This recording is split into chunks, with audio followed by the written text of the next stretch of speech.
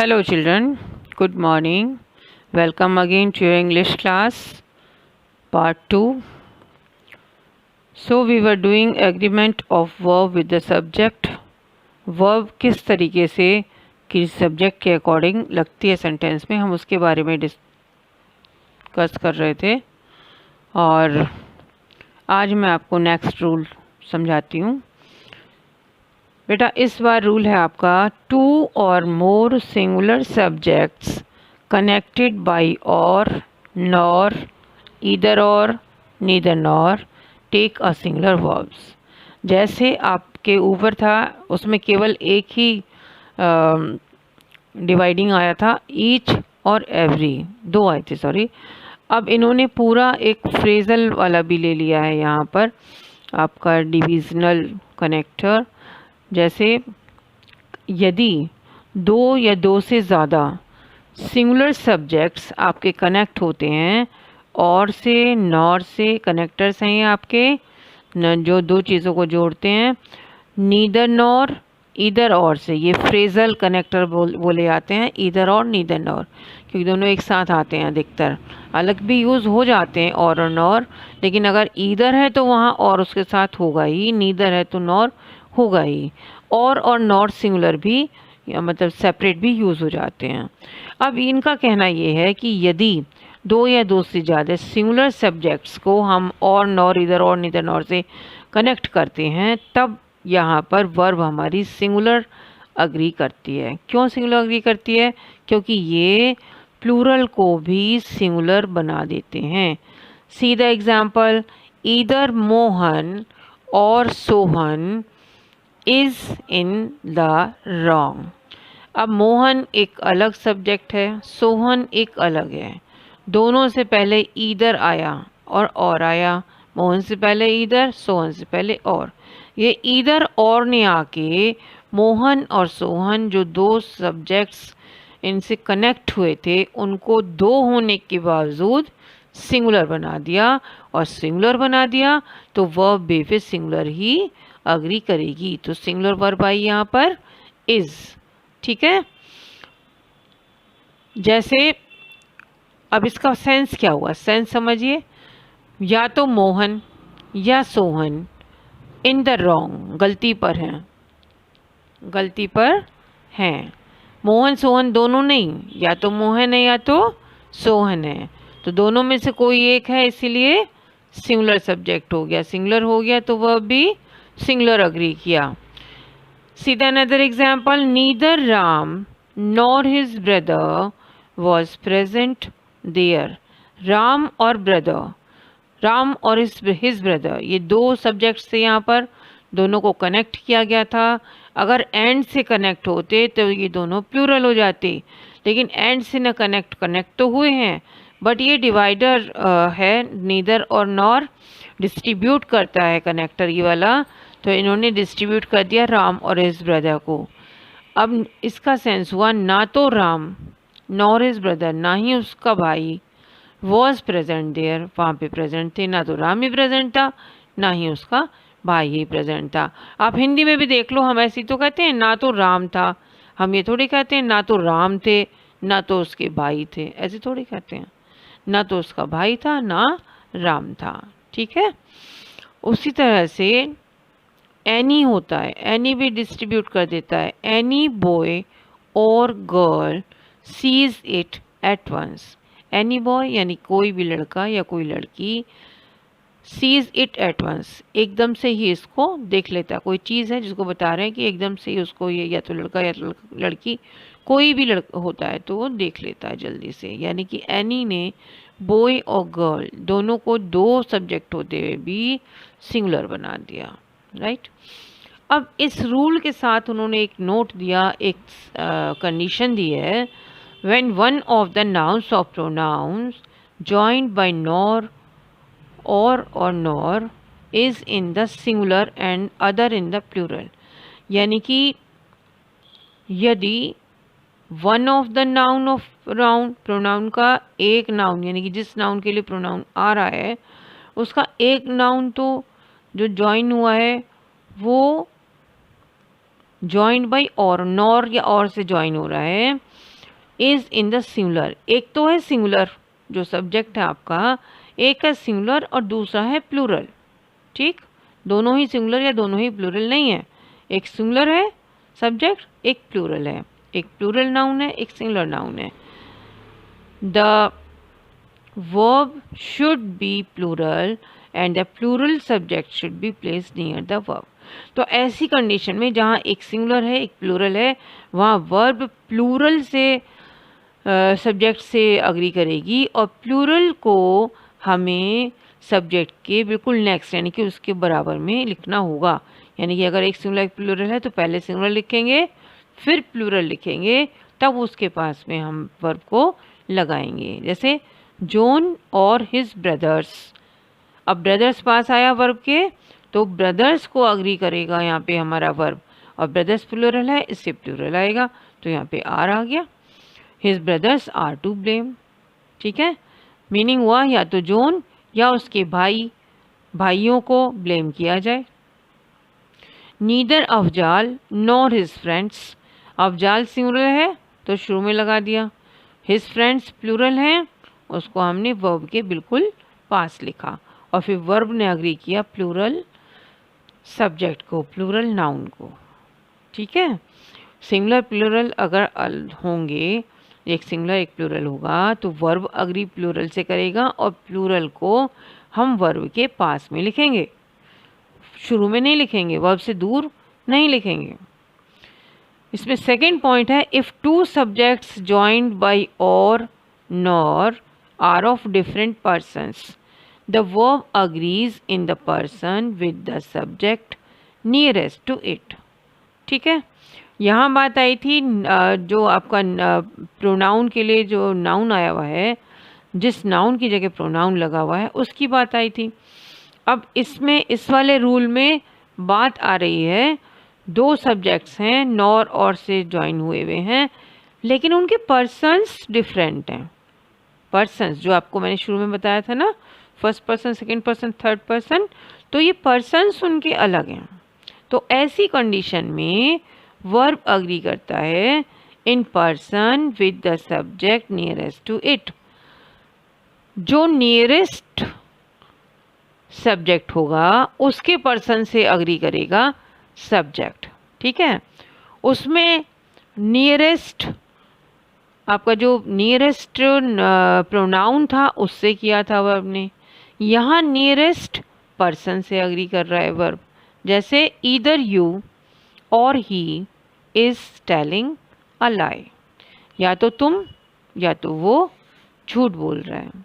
ठीक, अब यहाँ पे ही था ना वर्ब के पास में, तो वर्ब ने ही को अग्री किया था, ही यानी कि थर्ड पर्सन को अग्री किया था। अगर हम इसको पलट दें, अगर हम यू को इधर ले आएँ ही को उधर ले जाएं, ठीक है, यू को वर्ब के पास ले आएँ, तब वर्ब एग्री करेगा यू से, तब ऐसे हो जाएगा ईदर ही और यू आर टेलिंग अ लाई। फिर ऐसे नहीं होगा कि ईदर ही और यू इज टेलिंग अ लाई, ऐसे नहीं होगा। क्यों? क्योंकि वर्ब एग्री करेगा नियरेस्ट पर्सन से, नियरेस्ट पर्सन का पर्सन है यहाँ पे सेकंड पर्सन, सेकंड पर्सन के अकॉर्डिंग वर्ब लगेगा आर। ओके, एक और समझाती हूँ, चलो। Neither my brother nor I am happy. Neither my brother ना तो मेरा भाई, नॉर आई ना मैं, एम हैप्पी। अगर ये अब ये आई जो लगा है वो नियर के इसके वर्ब के एकदम नियर है, तो वर्ब ने एग्री किया आई को, आई के अकॉर्डिंग लग गया एम। अगर इस आई को हम उठा के इधर रख देते हैं, नियर के पास, नीदर के पास ले जाते हैं, और माई ब्रदर को उठा के वर्ब के पास ले आते हैं, तो अब वर्ब एग्री करेगा किससे? माई ब्रदर से, क्योंकि माई ब्रदर वर्ब के पास आ गया, नियर आ गया। फिर ऐसे हो जाएगा neither I nor my brother is happy. Brother singular है इसलिए वर्ब इज़ लगेगा फिर यहाँ पे। ठीक, but it is better to write as either you are telling a lie or he is. यानी कि बिल्कुल क्लियर अगर आप किसी सेंटेंस को लिखना चाहते हैं जिसमें कि पढ़ने वाला बिल्कुल कंफ्यूज ही ना हो, तो आप आप इसको इस तरह से लिखो, either you are telling a lie or he is, यानी कि आप वर्ब को 2 बार यूज़ कर लो। सेकंड पर्सन के साथ सेकंड वाली लगा दी और थर्ड पर्सन के साथ थर्ड पर्सन वाली लगा दी, लेकिन रॉन्ग ऊपर वाला भी नहीं है। Okay, now see the next rule, if two nouns are joined by with or as well as. बहुत गौर से सुनिएगा, बहुत टिपिकल है ये वाला रूल, कॉम्पिटिशन्स में बहुत बार आता है और बहुत बार जो है बच्चे इसको रॉन्ग कर जाते हैं। देखो, if two nouns are joined by with or as well as, the verb agrees with the first noun. It means if the first noun is singular, the verb must be singular, even if the second noun is plural. देखो, ऊपर वाले ये rule ऊपर वाले rule से थोड़ा contrast है। ऊपर वाला रूल हमको ये समझा के गया था कि वर्ब का जो नियरेस्ट नाउन होगा, 2 अगर सिंगुलर प्लूरल होंगे तो प्लूरल से वर्ब अग्री करेगी और प्लूरल को हम नियरेस्ट वर्ब के रखेंगे। ठीक है, अब ये रूल हमको ये कह रहा है कि यदि with or as well as से हम ज्वाइन करेंगे नाउन्स को और वो नाउन आपके फर्स्ट नाउन सिंगुलर होगा यदि, तो verb must be singular, verb singular होगी, even if the second noun is plural. यानी कि वर्ब चाहे सेकंड वाला नाउन सिंगुलर हो प्लूरल हो चाहे जो हो, उसको बिल्कुल इग्नोर मार देगी और वो फर्स्ट नाउन सिंगुलर होगा तो सिंगुलर के अकॉर्डिंग और प्लूरल होगा तो प्लूरल के अकॉर्डिंग लगाएंगे। जैसे Raman as well as his friend, अब रमन सिंगुलर है इसलिए हमारा वर्ब लगा हैज़, सिंगुलर लगा। ठीक, वन द मैच, यानी कि रमन और वैसे ही उसका दोस्त, उन दोनों ने ही प्राइज़ को जीता। Raman as well as you has won the prize. अब यू के हिसाब से, ऊपर वाले रूल के हिसाब से यू यहाँ पे सेकंड पर्सन का है तो यू के अकॉर्डिंग हमें हैव लगाना चाहिए था, लेकिन नहीं, इस रूल ने हमको एक और आज़ादी दे दी कि आप केवल और केवल फर्स्ट नाउन पे ध्यान दो, फर्स्ट नाउन के नंबर पे और पर्सन पे ध्यान दो और किसी को ध्यान ही मत दो, तो चाहे वो सिंगुलर है चाहे वो प्लूरल है। तो हम रमन पे ध्यान देंगे, रमन हमारा सिंगुलर है, थर्ड पर्सन है, थर्ड पर्सन सिंगुलर, तो हमने उसके अकॉर्डिंग यहाँ पर हैज़ लगा दिया। ठीक, iron as well as gold is found in India. Iron singular, gold singular, दोनों सिंगुलर हैं। अगर गोल्ड प्लूरल भी होता तब भी हम आयन से ही अग्री करते और इज लगाते। Right, see the next rule, a collective noun takes a singular or plural verb according to the sense. If the idea of the oneness is expressed, the verb must be singular. If the individuals of the collection are thought of, the verb must be plural. अब इस बात को ज़रा गौर से सुनिए कि क्या oneness है और क्या इंडिविजुअलिटी है। ये रूल ये कह रहा है कि जो कलेक्टिव नाउन है वो जनरली सिंगुलर और प्लूरल इस आधार पे लेता है, इस सेंस में लेता है कि वो किस तरीके का सेंस, किस सेंस के अकॉर्डिंग वहाँ यूज़ हुआ है।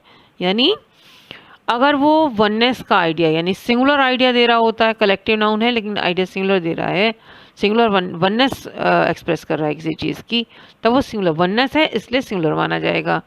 यदि इंडिविजुअल्स ऑफ कलेक्शन यानी कि कलेक्शन क्या होता है, बहुत सारे इंडिविजुअल्स का कलेक्शन हो गया, वो एक कलेक्टिव नाउन बन गया। यदि कलेक्टिव नाउन को हम इंडिविजुअली देख रहे हैं, सपोज जूरी है, जूरी को अगर हम ऑन द होल देख रहे हैं, एक कलेक्शन ऑफ जूरी मान रहे हैं, जूरी के मेंबर्स को एक कलेक्शन मान रहे हैं, तब तो वो सिंगुलर हो गई। अगर कलेक्शन ऑफ जूरी के जो डिफरेंट मेंबर्स हैं उन डिफरेंट मेंबर्स के को हम अलग अलग ले रहे हैं तब वो प्लूरल हो गई। जैसे द जूरी माने man of jury were divided in their opinions.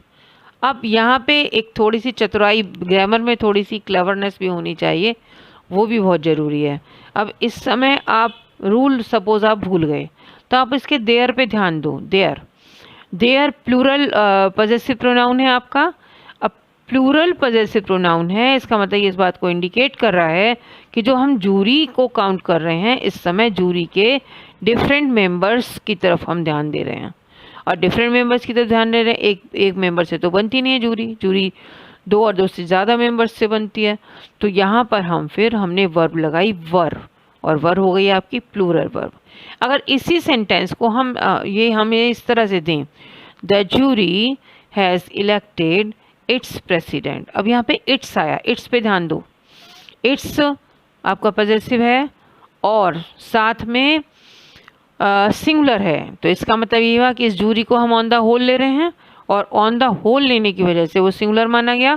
Singular मानने की वजह से यहाँ पर we are taking singular verb and singular verb is has here, has elected, यानी पूरी जूरी, यानी जो जूरी बैठी हुई थी वहाँ पर, उस पूरी जूरी ने मिलके अपने प्रेसिडेंट को चुना, सिलेक्ट किया, इलेक्ट किया।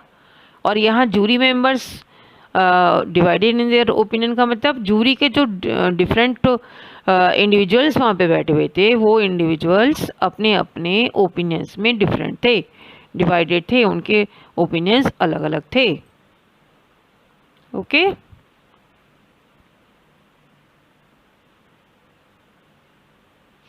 अब काउंसिल को ले लो, काउंसिल भी आपका कलेक्टिव नाउन है। The council meets today in the town hall, यानी कि टाउन हॉल है कहीं पर, वहाँ पे जो काउंसिल है, मेंबर जो हैं काउंसिल के सारे, वो मिलेंगे। दूसरे सेंटेंस में the council that met in the town hall were divided, यानी कि वो काउंसिल मेंबर्स जो टाउन हॉल में मिले थे वो डिवाइडेड माने अलग अलग बट गए। ठीक है, उनमें एका नहीं रहा, वो एक नहीं रही, यूनियन नहीं रही उनमें, वो अलग अलग हो गए। तो यहाँ पे वर आ गया, अलग अलग हो गए तो एक से ज़्यादा हो गए, एक से ज़्यादा हो गए तो प्लूरल वर्ब हो गया। ठीक, मैं बार बार कह रही हूँ, फिर आपको याद दिला रही हूँ, this topic is a little bit typical but is not that much typical that if you will listen it carefully with full concentration you will not understand. This much is also not typical, but please pay attention because it's very important topic. It depends all the sentences in your writing section, your editing, your omission exercise, or your gap filling depends on it. So just enjoy your English class. Till then, till the next class, bye.